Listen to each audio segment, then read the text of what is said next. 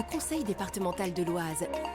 Chaque jour à vos côtés. Chaque année, le conseil départemental de l'Oise s'engage pour rendre la culture accessible partout et pour tous à travers la saison culturelle. Mention spéciale cette année puisque le département a fait de 2025 l'année de la culture dans l'Oise. 2025, c'est l'occasion d'aller plus loin. C'est la raison pour laquelle on a plusieurs événements, entre autres des événements nouveaux, comme la grande fête de la culture qui va rassembler de nombreuses équipes et compagnies du spectacle vivant et qui permettra la rencontre avec le public oisien. Destiné aussi à tous les publics, le festival Contes d'automne, proposé dans les bibliothèques du territoire, incarne le soutien financier du département aux communes rurales pour leur permettre de programmer des spectacles. C'est également l'esprit du dispositif Culture et Ruralité, qui est un dispositif d'aide à la diffusion.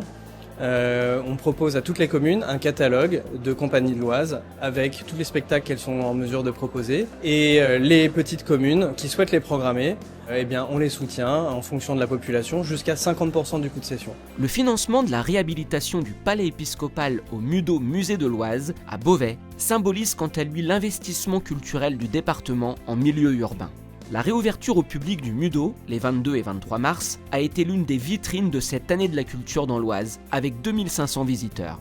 Le musée de l'Oise se développe pour être toujours plus en phase avec la politique culturelle du département. Tout ce qui concerne la médiation écrite a été intégralement repensé. Et je pense notamment au livret Falk, autrement dit facile à lire et à comprendre, afin de concevoir des supports qui soient destinés à tous les publics. Le Mudeau Musée de l'Oise, avec la réouverture du palais épiscopal sur tous ses étages, va proposer un nouveau terrain de jeu pour toute une programmation qui aura lieu tout au long de l'année.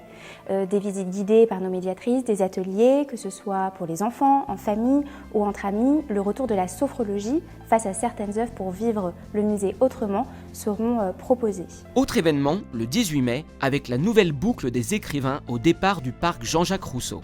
Un nouveau parcours de randonnée 100% culturel de 8 km qui emmènera les participants jusqu'au domaine de Chaly en traversant le massif forestier d'Ermenonville. On propose d'inaugurer cette boucle des écrivains avec des déambulations, des promenades culturelles, avec des compagnies artistiques de l'Oise, des randonnées plus sportives aussi, avec des guides. Le conseil départemental de l'Oise saura vous guider, lui aussi, grâce aux équipes de ses différents sites culturels majeurs, la médiathèque départementale de l'Oise, le service départemental d'archéologie de l'Oise, ou encore les archives départementales avec la saison 3 d'Archichronique.